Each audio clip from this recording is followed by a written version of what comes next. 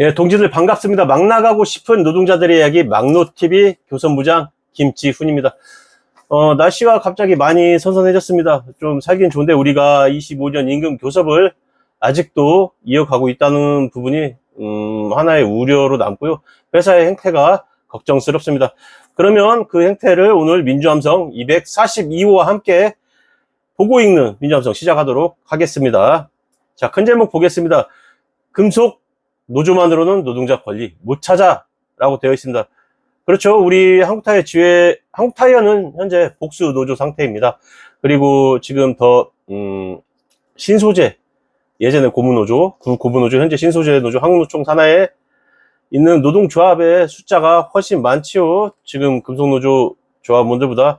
그래서 금속노조만으로는 노동자 권리를 찾기 힘든 것이 사실입니다. 자, 교섭속보 13호 보셨을 거예요. 10월 10일 날 교섭이 있었고, 교섭속보를 보면은 회사에서 일괄 제시안이 나왔었는데, 그냥 말도 안 되는 제시안들이 사실상 회사의 요구안이에요. 회사가 어렵습니까? 회사가 어려워서 그런 얘기를 하면 어느 정도 같이 얘기하고 같이 회사를 살리는데 동참하고 그 부분들 받아들일 수 있는 그런 부분들에 대해서 함께 얘기할 수 있겠지만, 지금 회사 잘 나가고 있어요. 돈 많이 벌고 있습니다. 그럼에도 불구하고 임금 축소를 얘기하는 회사에 대해서 말도 안 되는 요구안을 우리는 그 자리에서 걷어치우고 교섭 회의를 산회하고 끝냈습니다. 그리고 다시 제대로 된 제시안을 다음 차수에 가져와라 라고 요구했습니다. 자, 저번 주 13차 교섭이었습니다. 근데 12차 교섭에서 사측의 요구안이다라고 이렇게 가져온 적이 있어요. 그래서 회사가 무슨 요구안을 내는 것이냐, 어느 회사도 회사가 요구안을 내는 경우는 없다. 물론 회사가 너무 심각하게 어려웠을 경우에 그때는 낼 수 있겠죠. 그때는 얘기해 볼 수 있다고 아까도 말씀드렸어요. 그렇지 않은데 지금 회사가 무지하게 잘 나가고 있는 상황입니다. 영업이익이 막 10%가 넘어 13%가 넘어가는 이런 회사, 보통 제조 굴뚝기업들, 굴뚝산업이 4%, 5%만 나와도 꾸준하게 우상향이 된다고 했어요. 3%만 넘어도 유지가 되는 거예요. 근데 7%, 8%면은 엄청나게 많이 버는 거예요. 굴뚝산업에서는, 제조업에서는. 그런데 13%씩, 14%씩 나와요. 육박해요. 그런데도 이런 식의, 오히려 임금, 복지를 축소하는 요구안을 회사가 냈다. 그래서, 야, 무슨 요구안이냐 해서 제시안을 가져와라 했더니, 13차 교섭에서 그 12차에서 했던 그 요구안을 제시안이랍시고 앞에 간판만 갈아서 다시 우리에게 내밀었기 때문에 멈췄던 겁니다. 회사가 제시안은 그냥 간략하게 볼게요. 임금 동결이에요. 일단 임금 동결하겠답니다. 그리고 통상 임금에 산입되는 수당들이 있어요. 여러 가지 수당들을 삭제하겠다. 그리고 금전 보상 방식들을 몇 가지 좀 변경해서 노동자들에게 불합리한 임금을 만들려는 시도로 가득 차 있었죠. 그래서 산회를 결정할 수밖에 없었고요. 새로운 제시안을 요청한 상태입니다. 이것은 익히 민주함성 240호에서도 이 부분에 대한 우려를 말씀드린 바 있었습니다. 여기서 또 물러서면 또 체계적인 손실이 매년 반복될 수밖에 없다. 이렇게 볼 수 있겠죠. 회사는 그래요. 왜 이렇게 하느냐. 작년 12월 24년 12월 19일 대법원 합의체 판결로 인해서 정기적인 임금에 대한 것은 통상임금으로 지급해야 된다. 1년에 한 번씩이라도 정기적으로 나오는 것은 통상임금이 된다라는 표현을 했어요. 그렇기 때문에 저희가 지금 400%는 예전에 매월 임금에 녹였고요.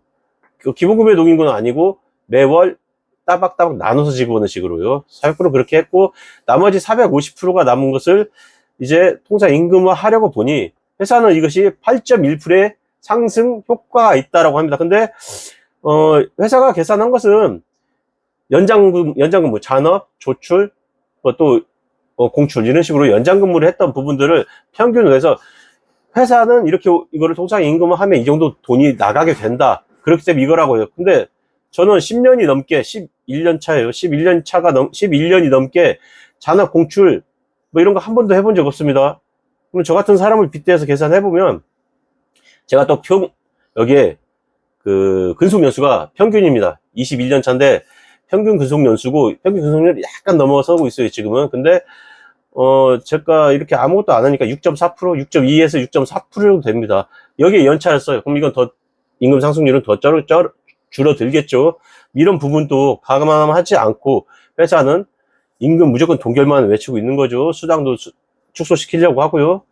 이런 부분이다. 이거는 지금 금속노조뿐만 아니라 한국타이 안에 모든 노동자에 해당되는 얘기입니다. 신소재 노조, 고무노조 말씀드릴게요. 함께 해야 되는 전선이 지금 형성이 되어 있다라고 말씀드리겠습니다. 이거 우려했었어요. 계속 450% 통상 임금화 하면 이거 몇 년치 임금을 어떤 식으로 깎든지 동결하든지 식으로 회사가 이걸 하려고 하는 노력을 할 것이다 라는 예측을 했었고, 당연히 이렇게 됐어요. 8.1%라고 회사가 요구하는 주장하는 거죠. 근데 지회가 계산했을 때는 6.2에서 6.4라고 했어요. 근데 이거를 회사에서 주는 것이 아니라 아까도 말씀드렸다시피 대법원 전원 합의체에서 판결이 났고요. 당연히 지급을 해야 됨에도 불구하고 아직까지 지급하지 않고 있어요. 이거는 사실은 지금 미지급 임금이에요. 체불 임금이라고 볼 수 있습니다. 회사는 지금 체불 임금을 가지고 25년 교섭을 이렇게 거꾸로 가는 임금 교섭, 노동자들에게 거꾸로 가는 임금 교섭을 만들려고 하고 있다. 통계뿐만이 아니에요. 생산 장려 수당, 안전수당 삭제, 이런 것도 삭제한다고 해요. 수당을. 통상임금에 들어가는 것들이죠. 그리고 이런 것들이 없으면 어떻게 돼요? 평균 임금도 적어져요? 자, 그럼 뭐 어떻게 돼요? 혹시 이제 퇴직하실 우리 선배님들 아니면 또 퇴직금 중간 정산을 받아야 되는 어떤 우리 동료들이 있어요. 정년 65세를 달려가고는 이때에 그 누적 손해가 있잖아요. 몇십 년에 따라서, 기간에 따라서 누적 손해는 어마어마해지겠죠. 평균 임금이 엄청 적어지니까요. 그 부분들에 대한, 그래서 우리는 우려할 수밖에 없다. 하여간 지금 이 반노동자적인 임금 교섭의 자세에 우리가 맞서야 할 때라고 다시 한번 말씀드리겠습니다. 근데 이런 상황에도 불구하고요, 지금 우리 조현범 회장님, 우리 한국타이 오너, 감옥 가 있잖아요. 감옥에 가 있음에도 계속 임금 올랐어요. 작년 100억 원, 최근에는 100억 원이 넘었어요. 24년, 우리 회장님 보수, 감옥에 있으면서도 불구하고 104억이에요. 재계, 서열, 3위, 현대자동차, 정의산 회장, 임금 115억이에요. 얼마 차이 납니까? 115억에서 104억 빼면 9억? 11억 차이 나네요. 11억밖에 차이 안 납니다. 우리 회사 재계 몇 입니까? 현대차 직원들 얼마 받습니까? 한국타이어 직원들 얼마 받습니까? 이거 생각해 보셔야죠. 회장은 많이 받는데 이런 얘기하면 또 그래요. 네가 회사 차리지 여기서 왜 이러고 시끄럽게 하고 싸우냐고. 형평성이라는 게 있잖아요. 같이 올라야죠. 오너도 올랐으면 직원도 오르고, 왜? 같이 일해서 회사를 같이 키웠으니까 하는 말입니다. 자, 이런 부분들을 비교했을 때, 우리가 글로벌 기업, ESG 경영을 한다고 보기에는 상당히 민망한 수준이다. 그리고 이렇게 기준 없이 지급되는 상여금 차별, 또 오너의 임금 상승률, 직원들의 임금 상승률, 이런 것들이, 위는 오르고, 아래는 거의 멈추다시피 하는 이런 구조, 오랫동안 지속됐어요. 애사심 완전 무너졌죠? 기준 없이 이런 거 지급되는 것에 대해서는 형평성이 완전히 무너졌기 때문에, 이거는, 당연한, 애사심이 없어진 거는 당연한 필연이다. 이렇게 될 수밖에 없다. 이거는 회사가 만들어낸 필연적인 귀결이다라고 말씀드리겠습니다. 이런 와중에서도 또 그래요. 글로벌 위기가 있다. 언제 어떻게 될지 모른다. 경영 환경은. 이런 얘기를 해요. 그러면 경영자 급여도 안 올려야죠. 경영자도 올리고 현장 임금만 안 올린다는 게 지금 상당한 모순이 아니겠습니까? 이건 경쟁한 모순이고, 똑같이 안 올리면서 이런 소리를 한다고 하면 일부 불편한 마음이 있더라도 어느 정도 수긍하겠는데, 이건 너무 말도 안 되는 거잖아요. 이거는 이제는 바꿔야 할 시점이고, 지금 25년 통상 임금화 산입 문제로 상여금에 대한 부분이, 그리고 또 휴가비도 있어요. 50만 원. 그것도 같이 얘기가 되어야 하는데 그건 또 얘기가 쑥 빠져 있죠. 어쨌든 지금 올해 임금 동결과 각종 수당들의 삭제를 요구하는 회사에 맞서서 전체 노동자들이 함께 전선을 구축하고 회사와 맞서서 우리의 권리를, 임금을, 복지를 지켜야 할 때다 라고 말씀드립니다. 약간 서로의 차이는 있어요. 저는 이해합니다. 눈앞에 이익이 있으면 사람은 흔들리게 되어 있고, 나는 내 주변 1000명이 손해를 보더라도 내가 조금 이익되면 그래서 사람 흔들릴 수 있어요. 그런데 이 이익을 그 1000명 한 명한테 너 이익 줄게라고 몰래 그렇게 얘기해요. 현장에 반장 자리가 한 명 났는데 그거를 4-5명한테 야 너 반장 돼야지, 그 자리 네가 해야지, 이런 식으로 얘기하고 돌아다니는 게 하급 관리자들의 행태입니다. 그러면서 우리 금속노조 조합원들한테도 그런 얘기를 하면서 조합 탈퇴를 은근히 뒤에서 회유하고 있죠. 하지만 이런 이익을 벗어나고 의를 지키는 행위, 안중근 의사가 리슨 감옥에서 감옥 벽에도 붙여놓고 계속 그런 마음을 품고 살았다고 했어요. 눈앞에 이익이 생겼을 때는 의를 먼저 생각하라. 견리사의라고 합니다. 그런 마음으로 우리도 함께 힘을 모으면 그게 오히려 우리에게 이익으로 돌아온다 라는 말씀 마지막으로 드리고요.